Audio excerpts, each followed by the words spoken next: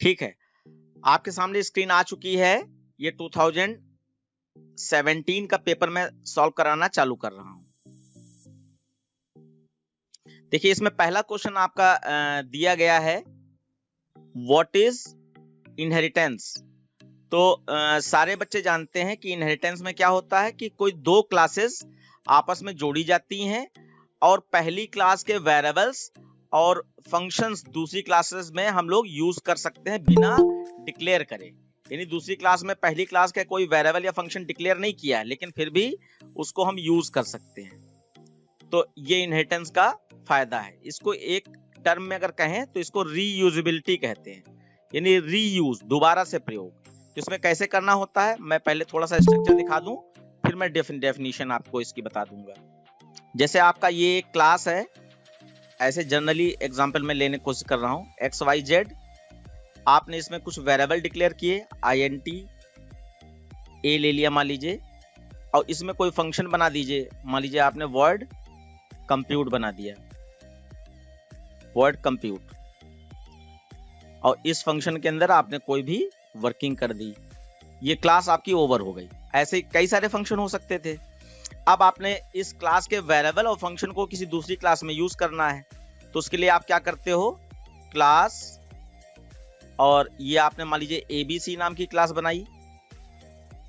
अब पहली क्लास को दूसरी क्लास में इनहेरिट करने के लिए या जोड़ने के लिए एक्सटेंड कीवर्ड की जरूरत होती है, एक्सटेंड्स, और फिर पहली क्लास का नाम लिख दीजिए। तो ये आपके लिए एक नॉलेज वाला क्वेश्चन हो गया कि दो क्लासेस को आपस में इनहेरिट करने के लिए किस कीवर्ड की जरूरत होती है। तो याद कर लीजिएगा, एक्सटेंड कीवर्ड की जरूरत होती है। उसके बाद फिर अब यहाँ पे भी कुछ वेरिएबल हो सकते हैं और कुछ फंक्शन हो सकते हैं। अब ये ए वाला वेरिएबल मान लीजिए हमने यहाँ पर यूज करना है, तो आप ए वाला वेरिएबल चाहे प्रिंट करो। मान लीजिए यहाँ पे हमने एक INT B नाम का वेरिएबल और C नाम का वेरिएबल ले लिया। अब हम 2 नंबर का सम करना चाहते हैं, तो वेरिएबल तो 3 होने चाहिए। तो हमने यहाँ पे वर्ड, और मान लीजिए वर्ड हमने यहाँ पे डिस्प्ले बना लिया, डिस्प्ले, या कोई भी नाम दे सकते हैं। ये एक फंक्शन बना लिया। इसके अंदर हम कैलकुलेशन करना चाहते हैं, तो A और B को हम ऐड करके C में स्टोर कराना चाहते हैं। तो A तो दूसरी क्लास का वेरिएबल है और B दूसरी क्लास का वेरिएबल है। तो इनहेरिटेंस की मदद से ऐसा हो पा रहा है कि पहली क्लास के वेरिएबल को दूसरी क्लास में हम यूज कर पा रहे हैं। तो हम यहाँ पे C = A + B लिख देंगे। तो A वाला वेरिएबल तो पहली क्लास का है, तो ये इस क्लास में यूज हो पा रहा है। ये किस वजह से, इनहेरिटेंस की वजह से। और अगर फंक्शन कॉल करना हो तो फंक्शन भी कॉल कर सकते हैं। तो यहाँ पे ऊपर नीचे कहीं भी, ये कोई पैटर्न नहीं है, बस आपको समझाने के लिए कि इनहेरिटेंस में क्या होता है। ये 12th में आप प्रॉपर तरीके से समझेंगे। बस ऐसे लिख दिया, ये फंक्शन कॉल हो जाएगा, और फिर ये क्लास बंद कर दी। तो इसको इनहेरिटेंस कहते हैं कि बेस। अच्छा, ये पहली जो क्लास होती है, इसको नाम क्या क्या हो सकते हैं, बेस क्लास, पेरेंट क्लास या सुपर क्लास। 3 नाम से इसको जाना जा सकता है, बेस क्लास, पेरेंट क्लास या सुपर क्लास। और जो ये नीचे वाली क्लास जिसमें इसके फीचर्स आने हैं, इसको हम लोग सब क्लास या चाइल्ड क्लास या डिराइव्ड क्लास 3 नामों से इसको भी जानते हैं। ठीक है, अब इसकी मैं डेफिनेशन दिखा दे रहा हूं कि इनहेरिटेंस में आपको तो डेफिनेशन देनी है, ये तो मैंने सिर्फ समझाने के लिए आपको बता दिया। Inheritance in Java is a mechanism in which one object acquire all the properties and behavior of parent class। यानी कि इनहेरिटेंस एक ऐसा मैकेनिज्म है, एक ऐसी टेक्नोलॉजी है जिसके द्वारा किसी एक क्लास के ऑब्जेक्ट के द्वारा किसी दूसरे क्लास की प्रॉपर्टीज और बिहेवियर को हम लोग एक्सेस कर सकते हैं, एक्वायर कर सकते हैं। तो अभी हमने दिखाया आपको, बेस क्लास की प्रॉपर्टी यानी वेरिएबल और फंक्शंस को हम दूसरी क्लास में एक्सेस कर पा रहे हैं। तो ये जो प्रॉपर्टीज वर्ड है, ये वेरिएबल से रिलेटेड है कि बेस क्लास जो हमारी थी XYZ, उसमें ये जो INT A नाम का है, ये वेरिएबल है। ठीक है, इसको हम प्रॉपर्टी समझ सकते हैं। और जो इसमें हमने कंप्यूट बनाया, कंप्यूट का मतलब काम करना, तो कुछ ना कुछ इसमें काम कराया गया होगा, तो इसको हम बिहेवियर कहेंगे। प्रॉपर्टीज वेरिएबल होते हैं और बिहेवियर फंक्शन होते हैं। तो ये आपने देख लिया। बाकी डेफिनेशन तो आप लोग अपने हिसाब से ही याद करोगे। यहाँ पे मैं एक एक डेफिनेशन बस छोटी छोटी आपको दिखाता हुआ चल रहा हूं।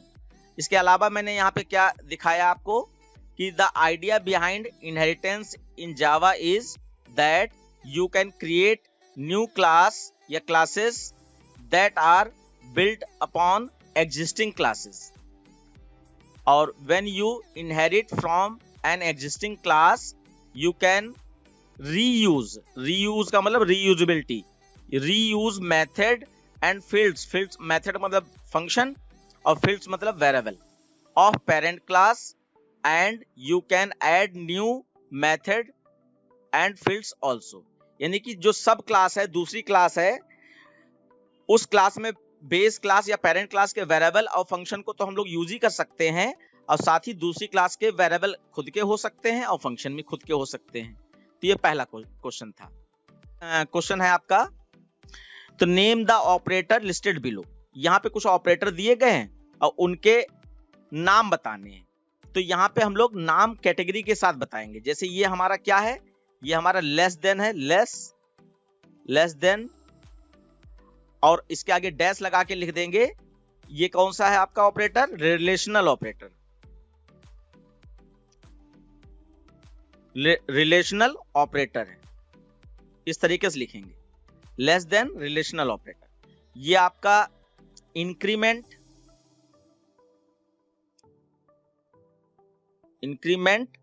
और यूनरी ऑपरेटर है।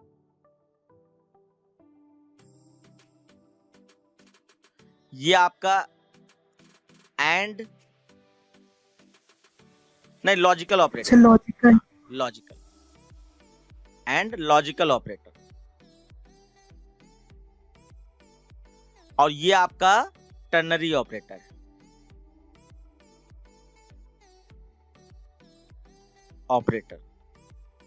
ठीक है। तो ये इसके नाम हो गए। नेक्स्ट क्वेश्चन है आपका question number C, state the number of byte occupied char INT data type. Character और इंटीजर डेटा टाइप कितनी मेमोरी साइज बाइट में ऑक्युपाई करता है। तो आपका जो कैरेक्टर है कैर, ये आपका 2 बाइट लेता है, 2 बाइट पर कैरेक्टर। और जो आपका INT है, तो INT आपका 4 बाइट लेता है। तो यहां से आप बच्चों ये भी गेस कीजिए कि कहां से क्वेश्चन उठाया जा रहा है, थ्योरी कहां से आ रही है। तो आपको जो थ्योरी वाला नोट्स दिया गया है उसमें जो एक टेबल बनी है वहां से क्वेश्चन आ गया, यानी वेरिएबल और उनके डेटा टाइप्स से रिलेटेड। उसके बाद वन डिफरेंस बिटवीन स्लैश यानी कि डिवाइड एंड आपका ये क्या कहते हैं, modulus operator, divide and modulus operator. तो इसमें वन डिफरेंस है ही आपका। तो डिवाइड क्या करता है, डिवाइड आपका कोशेंट निकालता है, कोशेंट, और ये आपका क्या करता है, परसेंट वाला साइन, मॉडुलस साइन, ये रिमाइंडर निकालता है। बस इतना ही लिखना है आपको डिफरेंस में, और आपके 2 नंबर मिल जाएंगे। उसके बाद आप देखिए ये एक स्ट्रिंग एरे लिया गया है और नीचे लिखा है give the output of the following statement. तो यहाँ पे कभी भी एरे होगा तो आप इंडेक्स नंबर जरूर डाल दीजिएगा एरे देखते ही देखते। तो जैसे ये पहला नाम स्ट्रिंग का एरे है, तो पहला 0 वाले बॉक्स पर ये सैमसंग स्टोर होगा, ऐसे 1 वाले बॉक्स पे नोकिया, ऐसे 2 और 3 और 4 एरे आते ही आप इंडेक्स नंबर डाल दीजिए। उसके बाद आप देखना चालू कीजिए। तो यहाँ पे है system.out.println, ये थोड़ा सा मिसप्रिंट है, और यहाँ पे x ऑफ 1 पूछा गया है। तो आप यहाँ पे देख सकते हो, बताओ क्या प्रिंट हो जाएगा। एसओपी तो प्रिंट करता है ना, नोकिया। बिल्कुल। तो देखो कितना आसान है पेपर, अभी आप खुद फील करोगे कि आपको पेपर में सब आ रहा है। बस हफ्ते भर की मेहनत चाहिए कि थ्योरी एक बार आप याद कर लीजिए, फिर आप देखिएगा सब कुछ आपको ऐसे एज इट इज मिलता रहेगा। दूसरा देखिए system.out.println, यहाँ पे कहा गया x के 3 वाले बॉक्स पे जो भी वर्ड है उसकी लेंथ निकल आए। तो 3 वाले बॉक्स पे हमारा माइक्रोमैक्स दिखाई पड़ रहा है। अब इसकी लेंथ हमेशा 1 से, इंडेक्स नंबर 0 से होते हैं लेकिन लेंथ हमेशा 1 से काउंट की जाती है। तो 1 2 3 4 5 6 7 8, तो यहाँ पर आपका 8 आंसर आ जाएगा। ठीक है ना बच्चों? Yes sir. हाँ, क्वेश्चन नंबर 2। कोई क्वेश्चन कहीं हो तो आप पूछ दीजिएगा। नेम द फॉलोइंग अब यहाँ पे ये वाला क्वेश्चन काफी पॉपुलर है, कई बार पूछा जा चुका है और अलग अलग चीजों को लेकर। तो इसमें खाली नाम बताना है आपको। जैसे यहाँ पे लिखा है कि a keyword used to call a package in a program. कोई भी पैकेज जैसे यूटिल पैकेज हुआ, आईओ पैकेज हुआ, उसको अपने प्रोग्राम में कॉल करने के लिए कौन सा कीवर्ड यूज होता है? तो क्या इसका आंसर हो सकता है? इंपोर्ट बेटा, यही है बस। इंपोर्ट कीवर्ड से किसी भी पैकेज को अपने प्रोग्राम में इंक्लूड करते हैं, कॉल करते हैं। सर एचटी का मतलब बता दीजिए एक बारी। किसका? सर जो स्टार नहीं बना होता है java.util.star। बेटा उसका मतलब होता है कि उस पैकेज के अंदर जितनी भी प्रीडिफाइंड, क्योंकि एक पैकेज के अंदर बहुत सारी प्रीडिफाइंड क्लासेस और मेथड्स होते हैं, तो अगर हमने स्टार लगाया है तो इसका मतलब हम खाली पैकेज का नाम लिखकर स्टार लगाने से एक्सेस पा जाते हैं कि जितनी भी उस पैकेज के अंदर प्रीडिफाइंड क्लासेस हैं, तो किसी भी क्लास को हम अपने प्रोग्राम में इंक्लूड कर सकते हैं, यूज कर सकते हैं। और अगर हम स्टार ना लगाना चाहें तो उस जगह पर हम पर्टिकुलर उस प्रीडिफाइंड क्लास का नाम लिख सकते हैं। जैसे java.util.star लिखते हो और आपको मालूम है यूटिल पैकेज के अंदर स्कैनर क्लास होती है, इसके अलावा भाई स्ट्रिंग टोकेनाइजर भी होता है। तो अगर आपको स्ट्रिंग टोकेनाइजर नहीं यूज करना है तो आप क्या कर सकते हो, java.util.star की जगह पर मैं लिखे दे रहा हूं util.star की जगह पर स्कैनर लिख सकते हो, स्कैनर, और फिर यहां पे सेमीकोलन लगेगा java.util.scanner। अब इससे आपने क्या किया, मेंशन कर दिया कि हमें जावा जो यूटिल पैकेज है उसमें सिर्फ स्कैनर क्लास और उससे रिलेटेड मेथड ही यूज करना है। अब आप स्ट्रिंग टोकेनाइजर भी इसी के अंदर क्लास होती है या और भी बहुत सारी होती है, अब उनको नहीं यूज कर पाओगे, आप सिर्फ इसी को यूज कर पाओगे। ठीक है बच्चों? Okay sir. फिर यहाँ पे दूसरा क्वेश्चन है, any one reference data type. Reference data type का मतलब नॉन प्रिमिटिव डेटा टाइप। तो नॉन प्रिमिटिव डेटा टाइप तीन ही होते हैं आपके, जो मेन आपको याद रखने हैं। एक एरे होता है, और दूसरा आपका ऑब्जेक्ट होता है या क्लास ऑब्जेक्ट कह सकते हैं, और तीसरा आपका इंटरफेस होता है जो 12th में मिलेगा आपको। इसके बाद जो है नेक्स्ट क्वेश्चन है आपका, what are the two ways of invoking function. Function को कॉल करने के दो तरीके होते हैं। तो आपके ये बहुत पॉपुलर क्वेश्चन है और इसको एक्सप्लेनेशन में भी आता है। अभी यहाँ पे तो सिर्फ नाम बताना है। तो ये कॉल बाय वैल्यू और कॉल बाय रेफरेंस।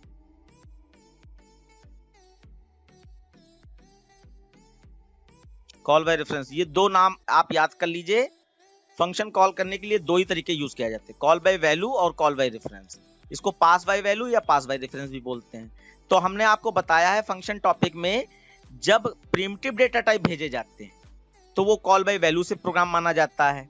और अगर नॉन प्रिमिटिव डेटा टाइप, जैसे अभी हम लोगों ने देखा, एरे का कोई भी प्रोग्राम बनाओगे और एरे पास किया जा रहा है वैल्यू के रूप में वर्ड मेन से, तो इसका मतलब वो कॉल बाय रेफरेंस हो जाएगा। तो एरे हुआ या आपका ऑब्जेक्ट भेजा जाए तो वो कॉल बाय रेफरेंस से होगा, और बाकी इंट, कैर, फ्लोट, डबल टाइप के कोई वेरिएबल भेजे जा रहे हैं वैल्यू को लेकर तो वो कॉल बाय वैल्यू से होगा। उसके नेक्स्ट है, state the data type and value of res after the following execution. यहाँ पे जो एग्जीक्यूशन हो रहा है उसमें डेटा टाइप बताना है और रेस की वैल्यू बताना है। तो यहाँ पे देखो, ये टी क्या है, एक कैरेक्टर है और सिंगल कोट्स दिखाई पड़ रहा है, तो आप पहचान जाइए ये एक कैरेक्टर है। और इस टी को हम कहाँ स्टोर कर रहे हैं, CH में। तो CH एक कैरेक्टर वेरिएबल है तो स्टोर हो जाएगा।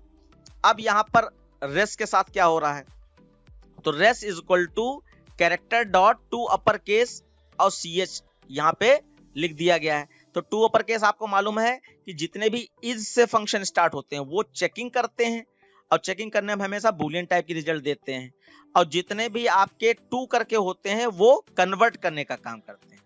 तो ये स्मॉल में टी है तो ये अपर केस में टी कन्वर्ट कर देगा। तो ये तो इसका फंडामेंटल मैंने बता दिया। अब हमारी क्वेश्चन क्या था कि state the data type and value of res की वैल्यू और डेटा टाइप। तो अब देखो, जिस टाइप की वैल्यू इसमें स्टोर हो रही वो डेटा टाइप हो गया, तो ये लोअर केस से अपर केस वाला कैरेक्टर कन्वर्ट होके इसमें स्टोर होगा, तो इसका डेटा टाइप क्या हो जाएगा? Sir character. Char. Data Character. Type, yes, data type इसका हो जाएगा कैर। उसके बाद अब वैल्यू पूछी जा रही, तो वैल्यू आपकी कैपिटल टी हो जाएगी, वैल्यू कैपिटल टी हो जाएगी और डेटा टाइप कैर है, ये याद रखना। फिर उसके बाद जो है, लेकिन जहां पे पूछूंगा वहां पे बताइएगा, give the output of the following programme and also mention the number of times the loop is executed. ये प्रिंटिंग स्टेटमेंट लूप से बाहर है बच्चों, लूप के अंदर नहीं है। समझ पा रहे हैं आप लोग? प्रिंटिंग स्टेटमेंट लूप से बाहर है। Yes, sir. Yes, तो sir. आपका ये 624 से छोटा है, कंडीशन ट्रू नीचे आया, और यहाँ पे आपका 6 है, यहाँ पे 4 है, कंडीशन फॉल्स हो जाएगी। तो इफ से बाहर आप आए हो, ना कि लूप से बाहर आए हो। और हम समझ रहे थे ये लूप के अंदर है, क्योंकि इफ का कोई कर्ली ब्रैकेट तो खुला नहीं है, तो ये लूप फिर से यहाँ से ऊपर चला जाएगा। और 6 12 हो गया, ये सेकंड टाइम कंडीशन ट्रू हो रही। 12 छोटा है 24 से, नीचे आया, अब 12 4 से डिवाइड हो जाता है, तो आपका कंडीशन ट्रू हो जाएगी, और ब्रेक से आप सीधे से लूप से बाहर आ गए। अब ये लूप से बाहर प्रिंट हो रहा है, तो ए की वैल्यू क्या है लास्ट टाइम? 12 है, तो ए की वैल्यू 12 प्रिंट हो जाएगी। और लूप दूसरी बार चला था, तो 2 टाइम्स ऐसे लिख दिया जाएगा।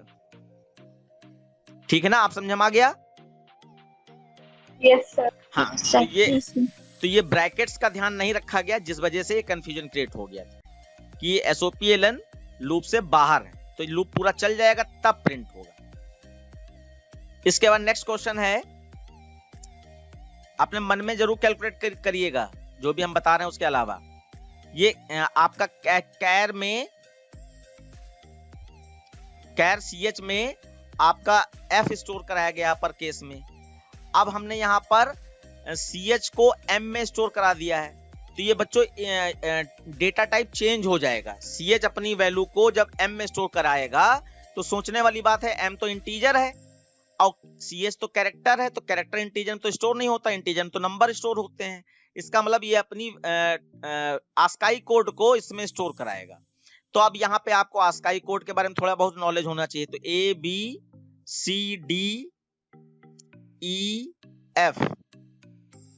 ए का 65 होता है, मैंने अपर केस क्योंकि ये F है ना, तो अपर केस वाले लिए, तो 65, 66, 67, 68, 69, 70 हो जाएगा। अब आप देखिए यहां पर 70 हो जाने के बाद में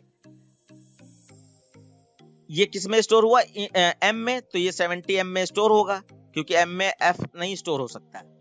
उसके बाद अब M+5 किया गया, तो 70 + 5, तो ये 75 हो जाएगा आपका 75। और उसके बाद M और CH को प्रिंट कराया गया, तो M के पास क्या है? 75 है, और CH के पास क्या है? तो CH आपका F था, तो ये अभी भी आपका F ही है, तो 75 और F प्रिंट हो जाएगा। फिर उसके बाद जो है, ये वाला क्वेश्चन तो हमेशा फ्री का होता है, जावा एक्सप्रेशन वाला, right Java expression for the following. तो यहाँ पे कॉपी पेस्ट करने में हो सकता है ये पावर 3 होगी ही होगी, क्योंकि यहाँ पे x5 लिखने का कोई मतलब नहीं है, ठीक है ना। ये पावर 3 होगी और 5 होगी, ये पावर 3 होगी। तो इसको सिंपली लिख देंगे a इंटू, और ये आपका क्या था? ax है ना, तो a इंटू x, तो x की जगह पर आप x mat.pow लगा देना यहां पर, क्योंकि पावर अगर 1 या 2 है तब तो इंटू इंटू करके लिख दें, वरना mat.pow लगाना ही बेटर रहता है। mat.pow, और ये आपका हो जाएगा a की x की पावर x, X की पावर 5, फिर प्लस b इंटू mat.pow और ब्रैकेट में x की पावर 3 और प्लस c, बस इतना ही लिख देना है। और आप कोई चक्कर में ना पड़िएगा, क्योंकि यहाँ रिजल्ट वेरिएबल तो है नहीं कोई, तो जितना है उतना लिख दीजिए बस। उसके बाद जो है what is the value of x1 if x is equal to 5, ये क्वेश्चन है। अगर x 5 है तो x1 की वैल्यू क्या होगी?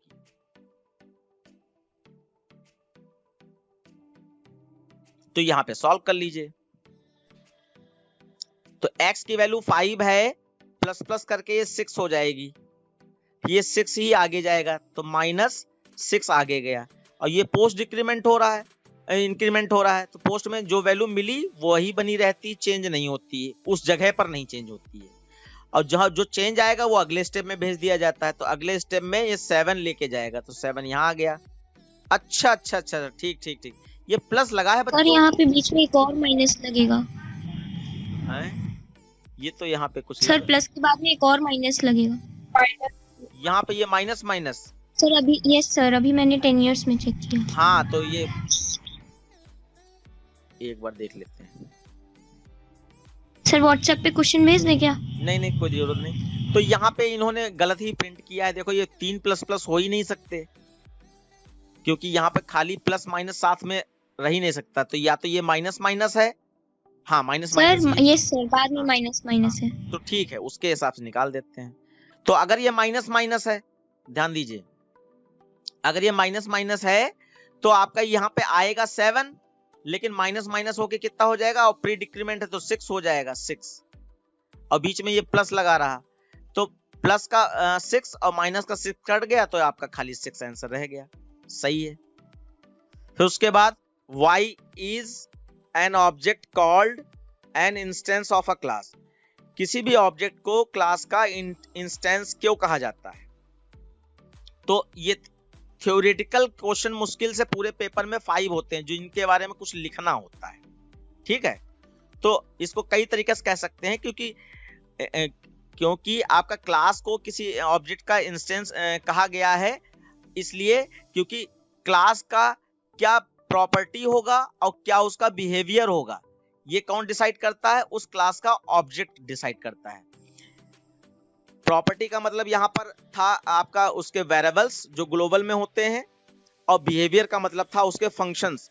तो ये उसकी वेरिएबल्स और फंक्शंस को एक्सेस करना और उनके साथ क्या चेंजेस आने हैं या होने हैं या करने हैं, ये कौन डिसाइड करता है? उस क्लास का ऑब्जेक्ट डिसाइड करता है। इसीलिए ऑब्जेक्ट को क्लास का इंस्टेंस कहते हैं, और बाकी अभी मैं नीचे पढ़ के बता दूंगा। An object is a software bundle of related state and behaviour. Object क्या होता है? इसको एक सॉफ्टवेयर बंडल कहा जा सकता है जिसके अंदर स्टेट एंड बिहेवियर, स्टेट मतलब प्रॉपर्टी और बिहेवियर होती है, किसकी? क्लास की होती है। अ क्लास इज ब्लूप्रिंट और prototype from which object are created. Class क्या होता है? किसी भी ऑब्जेक्ट का ब्लूप्रिंट होता है या प्रोटोटाइप होता है, और उसी क्लास के अंदर बहुत सारे ऑब्जेक्ट क्रिएट किए जाते हैं। ये अपने हिसाब से यहाँ पे लिख दिया गया है, बाकी जो मैंने बताया है वो रियल में अगर लैंग्वेज बना सकते हैं तो आप वैसे लिखिएगा कि किसी क्लास की प्रॉपर्टी और उसके बिहेवियर की, क्लास क्या बिहेवियर करेगी, ये कौन डिसाइड करता है? ऑब्जेक्ट। और एक क्लास के अंदर बहुत सारे ऑब्जेक्ट क्रिएट किए जा सकते हैं, इसीलिए ऑब्जेक्ट को क्लास का इंस्टेंस कहा जाता है। तो आप इस तरीके से इसको बता दीजिएगा। ये हो गया क्वेश्चन। उसके बाद जो है अब आपका यहाँ पर convert the following do while loop into for loop. तो इसमें आप क्या करोगे? आपको ये वाला क्वेश्चन बहुत पॉपुलर है, लूप का कन्वर्जन आता ही आता है, तो आप इसमें हमेशा याद रखना कि आपको खाली सिंटेक्स याद होनी चाहिए। व्हाइल लूप का सिंटेक्स क्या होता है, डू व्हाइल का सिंटेक्स क्या होता है, सिंटेक्स याद होने चाहिए और आपका ये हो जाएगा। तो सिंटेक्स के हिसाब से 4 चीजें होती हैं किसी लूप में: स्टार्टिंग, एंडिंग और एग्जीक्यूशन और अपडेशन। लूप कहां से चलेगा, कहां पे रुकेगा, लूप के अंदर क्या काम होगा, और लूप स्टार्टिंग से एंडिंग तक कैसे पहुंचेगा।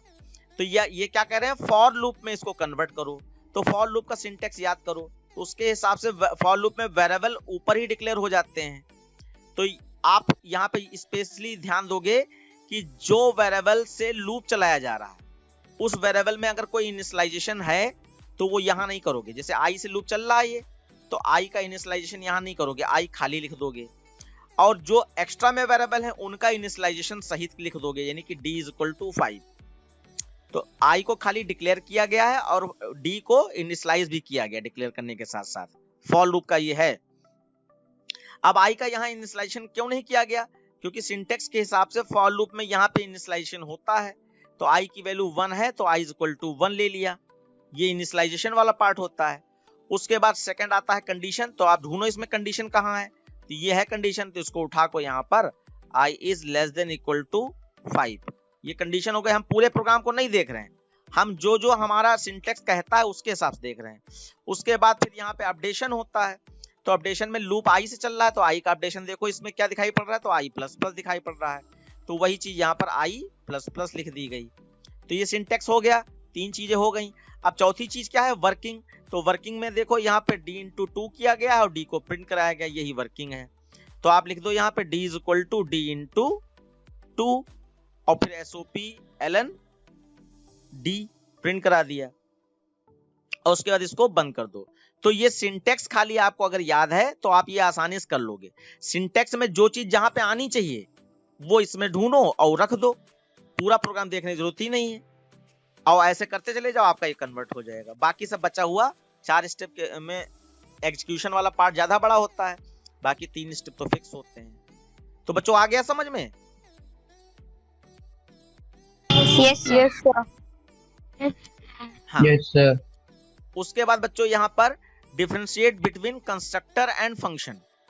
तो कंस्ट्रक्टर और फंक्शन में आपका बहुत बेसिक दोनों फंक्शन है। पहली बात तो ये समझ लीजिए, तो कंस्ट्रक्टर फंक्शन में डिफरेंस क्या है, तो 2 डिफरेंस मेन हम आपको बताते हैं, हमेशा वही लिखा कीजिएगा क्योंकि ये बहुत पॉपुलर क्वेश्चन है, बहुत बार पूछा गया है बोर्ड में, 3-4 बार तो पूछे गया है। पहला है कि कंस्ट्रक्टर का नाम क्लास के नाम से सेम होता है और फंक्शन का नाम क्लास के नाम से सेम नहीं होता है। फंक्शन का नाम अलग होता है, इनपुट कंप्यूट डिस्प्ले, और कंस्ट्रक्टर का नाम वही होता है जो क्लास का नाम होता है। पहला पॉइंट ये हो गया। दूसरा कि कंस्ट्रक्टर वैल्यू रिटर्न नहीं करते हैं, नॉट इवन वर्ड, और फंक्शन में और may not return value, function value return कर सकते हैं या नहीं कर सकते हैं। बस तो ये 2 पॉइंट मेन याद रखिएगा, ठीक है। बाकी आपका कंस्ट्रक्टर टॉपिक जो पढ़ाया गया उसमें बहुत सारे पॉइंट हैं और भी लिखे जा सकते हैं, लेकिन ये 2 मेन है। नेक्स्ट है आपका right the output of the following. तो यहाँ पे एक स्ट्रिंग का आउटपुट मिलना है, इसलिए स्ट्रिंग के फंक्शन बहुत कायदे से पढ़िए। एक तो स्ट्रिंग प्रोग्राम में काम आएंगे, दूसरा आउटपुट में। तो जब भी एरे या स्ट्रिंग आए तो बच्चों सबसे पहला स्टेप आपका होता है कि आप एरे या स्ट्रिंग अगर आता है तो उसका इंडेक्स नंबर अपने आप से डाल दीजिए। 1 2 0 1 2 3 4 5 6 7 8 9 10 11 और 12 ये आए हैं इंडेक्स नंबर, ठीक है। थोड़ा सा जगह कम है। आप देख लीजिए यहाँ पे system.out.println s.index of capital T। तो कैपिटल खाली index of left to right की ओर चेक करता है और जो भी पहला कैपिटल T मिल जाएगा वही इंडेक्स नंबर रिटर्न कर देगा। और लास्ट इंडेक्स ऑफ होता है तो राइट टू लेफ्ट की ओर चेक करता है और जो भी पहला T कैपिटल वाला मिल जाता तो वो आंसर हो जाता। तो इसके हिसाब से आंसर आपका यहाँ क्या आ जाएगा, 0 आ जाएगा, क्योंकि पहला कैपिटल T आपका यहीं पे मिल गया, ये 0 आ गया। और अगर लास्ट इंडेक्स ऑफ यहाँ लिखा होता तो इधर से चेक करते तो ये आपका T जो है कैपिटल T 9 पे मिल रहा है, तो 9 आंसर होता। उसके बाद s.substring, सबस्ट्रिंग फंक्शन में एक चीज जो गलती होती है वो कभी ना हो, इस चीज का याद रखिएगा कि स्टार्टिंग तो सही वहीं से स्टार्ट करना है, तोड़ना। सबस्ट्रिंग फंक्शन का काम था कि किसी बड़े स्ट्रिंग में से कोई छोटा पार्ट स्ट्रिंग का तोड़ना, तो यहाँ पर 0 से तोड़ना चालू करे और जो एंडिंग दी जाती है उससे एक कम तोड़ता है, हमेशा याद रखना। जैसे ये 0 to 07 लिखा है, इसका मतलब 0 to 7 नहीं तोड़ना है, 0 से 6 तक तोड़ना है। तो 0 से 6 तक देख लो, 0 पे T है और 6 पे क्या है, इज का I है, खाली इज का I। तो यहाँ पे आ जाएगा TODAY टुडे और एक स्पेस आएगा और इज का I आ जाएगा, खाली सिर्फ I। उसके बाद अभी और फंक्शन में है तो यहाँ पे हॉलीडे लिखा है तो ये तो फिक्स वैल्यू है, और एक स्पेस देकर लिखा है, तो यहाँ पे हॉलीडे आप चुपचाप प्रिंट करा दीजिए। और कहीं कोई और दिमाग में लग रहा हो किसी का, तभी आप बोलिएगा, अगर समझ में आ रहा है तो ठीक है। अब एक बार फिर से चेक कर लेते हैं, today space I space holiday, ये इसका आंसर आया है। तो यहाँ पे 0 1 2 3 4 5 6 पे, हाँ 0 से 6 तक तोड़ेगा, ठीक है। तो यही इसका आउटपुट आएगा। अभी हम लोग नीचे मैच भी कर लेंगे, याद रखिएगा। उसके बाद है आपका what is the value stored, what are the values stored in variable R1 and R2, R1 और R2 में कौन सी वैल्यू स्टोर होंगी, ये पूछा गया है। तो आप जरा देख लीजिए R1 R2 की वैल्यू। तो यहाँ पे mat.abs के अंदर mat.min लगा है, तो पहले अंदर वाला फंक्शन वर्क करता है, तो mat.min क्या करेगा, दोनों में छोटा नंबर ढूंढेगा। तो दोनों में छोटा नंबर माइनस वैल्यू में कैसा माना जाता है, जो बड़ा दिखता है उसको छोटा मानते हैं। फिर से बात ध्यान रखिए, mat.min का मतलब सबसे छोटा नंबर ढूंढे, तो माइनस में जो बड़ी वैल्यू दिखाई पड़ती है वही सबसे छोटी वैल्यू होती है। तो यहाँ पे छोटा नंबर कौन सा होगा, -5.83। हाँ -5.83, ये छोटा नंबर होगा। अब ये किसको मिलेगा, एबीएस। और एबीएस फंक्शन का काम होता है माइनस वाली वैल्यू को प्लस में कन्वर्ट कर देना। अगर कोई वैल्यू पहले से प्लस में है तो कोई चेंज ना करे, तो यानी कि ये माइनस में आएगा तो इसको प्लस में कन्वर्ट कर देगा, तो ये आ जाएगा 5.83, ये इसका रिजल्ट हो जाएगा। फिर mat.sqrt 16, और फिर उसके बाद उसके अंदर फ्लोर फंक्शन दिया गया है। तो फ्लोर फंक्शन क्या करता है, पॉइंट के बाद जो भी वैल्यू है उसको 0 कर देता है, और पॉजिटिव वैल्यू के सेंस में ध्यान रखना, फिर से एक बार, पॉजिटिव वैल्यू के सेंस में फ्लोर क्या करता है, पॉइंट के बाद जो भी लगा है उसको 0 कर दो और इंटीजर पार्ट को कोई भी चेंज ना करो पॉजिटिव वैल्यू में, और निगेटिव वैल्यू में बदल देता। तो फिलहाल यहाँ पे 16.3 का क्या आ जाएगा, 16.0 आ जाएगा। और 16.0 किसको मिलेगा, रेस को मिलेगा, एसक्यूआरटी को मिलेगा। तो 16 का स्क्वायर रूट निकालेगा 4, तो ये आपका रिजल्ट आ जाएगा 4.0 आ जाएगा 4.0। हाँ, तो ये हो गया। उसके बाद जो है नेक्स्ट है आपका give the output of the following code. तो यहाँ पे ए में 26 स्टोर है और बी में 100 स्टोर है। अब ये स्ट्रिंग फॉर्म में है बच्चों। अब यहाँ पे string d is equal to a plus b plus 200। तो a में आप स्ट्रिंग फॉर्म में जब प्लस ऑपरेटर यूज किया जाता है तो क्या करता है, कॉनकैट कर देता है, चीजों को ज्वाइन कर देता है। तो अब बीच में कोई स्पेस तो है नहीं, तो 26 और 100 और 200 ये आपका यहाँ पर किस में स्टोर हो गया, डी में स्टोर हो गया। अब इंटीजर डॉट पार्स int ये क्या करता है, ये आपका किसी भी स्ट्रिंग वेरिएबल में स्टोर न्यूमेरिक वैल्यू को नंबर फॉर्म में कन्वर्ट करता है, यानी प्रिमिटिव डेटा टाइप फॉर्म में कन्वर्ट करता है। तो किस में कन्वर्ट करा रहे हैं, int x में करा रहे हैं। तो integer dot parse int a को कन्वर्ट करे तो a में क्या है, 26 है, तो ये 26 न्यूमेरिक फॉर्म में यहां पर आ जाएगा।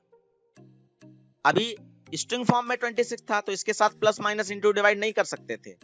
अब ये x में 26 आ गया न्यूमेरिक फॉर्म में, अब इसके साथ प्लस माइनस इंटू डिवाइड कर सकते हैं। उसके बाद integer dot parse int b, तो b में आपका 100 था स्ट्रिंग फॉर्म में, तो ये न्यूमेरिक फॉर्म में आपका 100 आ जाएगा, न्यूमेरिक फॉर्म में 100 आ जाएगा। उसका d is equal to x plus y कर दिया गया, तो x में 26 है और y में आपका 100 है, तो ये आपका ऐड होकर कितना आ जाएगा, 126 आ जाएगा। उसके बाद जरा नीचे देख लेते हैं इसका कोई और पार्ट है तो उसको अगर देखें, हाँ उसके बाद रिजल्ट में आपका रिजल्ट 1 और रिजल्ट 2 ये आउटपुट निकालना है आपको। तो यहाँ पे मैंने अभी हटाया नहीं, इसको देख लीजिए। जब d, ये कैपिटल D और स्मॉल d क्यों लिखा है एक बार देख लेते हैं, यही था।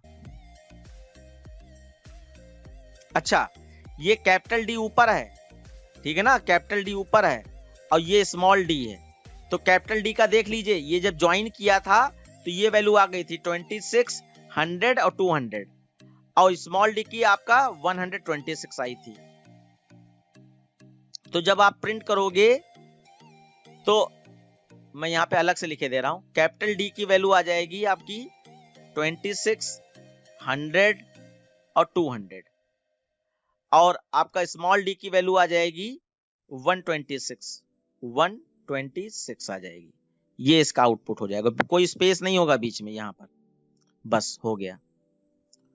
उसके बाद जो है नेक्स्ट क्वेश्चन देखिए, analyse the given program segment and answer the following question.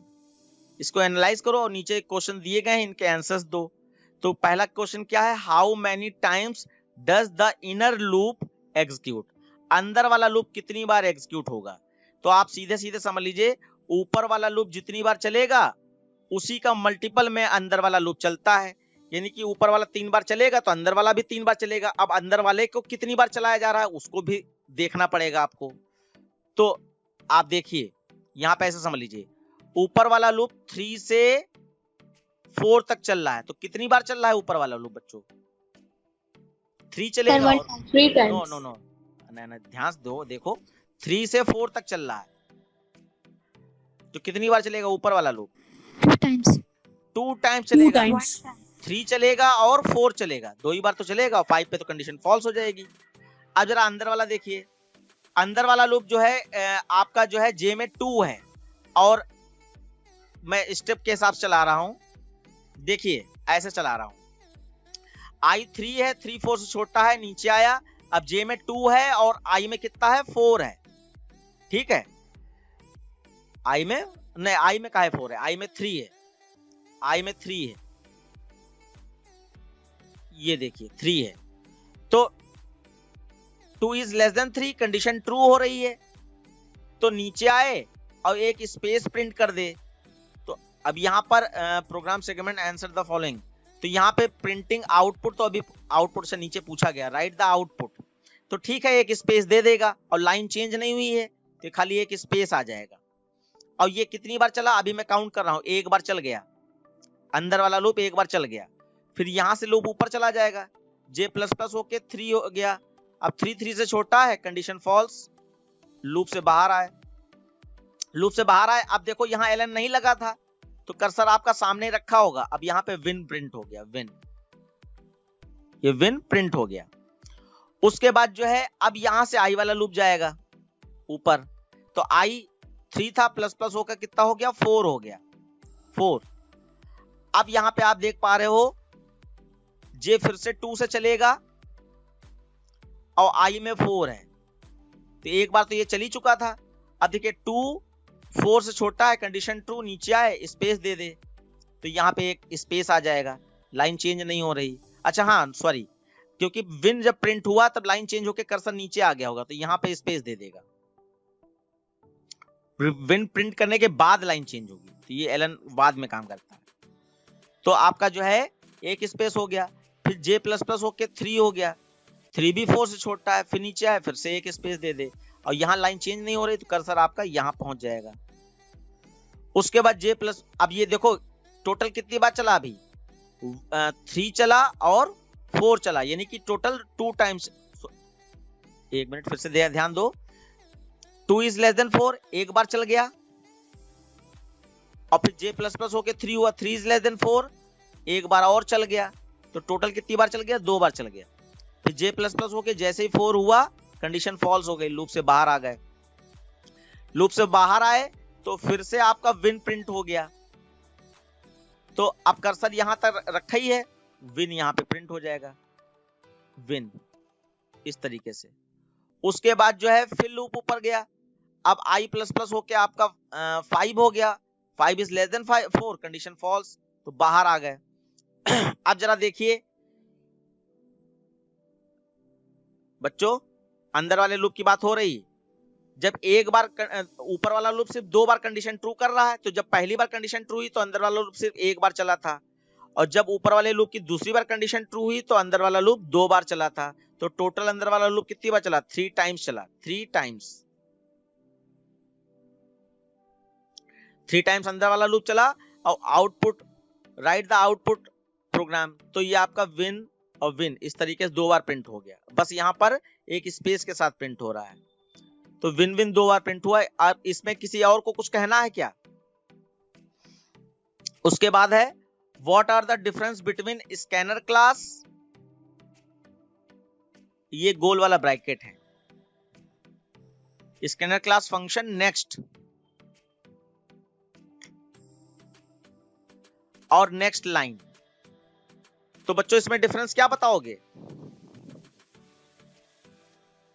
Sir next function एक वर्ड को स्टोर करता है और नेक्स्ट लाइन एक सेंटेंस को। हाँ, तो यहाँ पे स्टोर वर्ड ना यूज कीजिएगा, नेक्स्ट फंक्शन सिंगल वर्ड को रीड करता है और नेक्स्ट लाइन वर्ड और सेंटेंस, सिंगल सेंटेंस को रीड करता है, तो हम सिंगल सेंटेंस ही कह लीजिए। नेक्स्ट लाइन एक पूरे स्टेटमेंट या लाइन को रीड करता है और ये एक सिंगल वर्ड को रीड करता है। बस इसका आंसर ये हो गया। फिर नेक्स्ट कीवर्ड क्या करता है, तो हमने कहा था स्टोर वर्ड ना यूज कीजिएगा, रीड वर्ड यूज कीजिएगा। तो it can read the input only till the space. हाँ, तो ये भी उसका एक मीनिंग है कि जब जैसे कोई आप मान लीजिए नेक्स्ट दे दीजिए, नेक्स्ट, और आप दे दीजिए उसमें रामजी अवस्थी, तो ये नेक्स्ट वर्ड क्या करता है कि पहले वर्ड के बाद जो पहला स्पेस मिलेगा तो वहीं तक का खाली तोड़ता है, यानी उस पहले स्पेस से पहले तक का, और स्पेस से आगे का छोड़ देता है। तो वही यहाँ पे लिखा है कि read the input only till the space, जब तक स्पेस ना मिल जाए तब तक ये रीड करता है। तो रामजी अवस्थी है तो रामजी रीड करेगा जब तक स्पेस नहीं मिलेगा, जैसे रामजी के बाद स्पेस मिला तो उसके बाद ये छोड़ देगा। It can not read two words separated by space, तो दो या दो से अधिक वर्ड जिनके बीच में स्पेस हो उसको रीड नहीं करता है। और उसके बाद ये नेक्स्ट, अच्छा यहाँ पे एक और चीज लिखी, also next places the cursor in the same line after reading the input. ये एक बात कह दी गई कि कर्सर सेम लाइन में रहता है, यानी कि जब वैल्यू इनपुट हुई तो कर्सर वहीं पे बना रहता है जहां पर वैल्यू इनपुट हुई थी। खैर इसको देने की जरूरत नहीं है।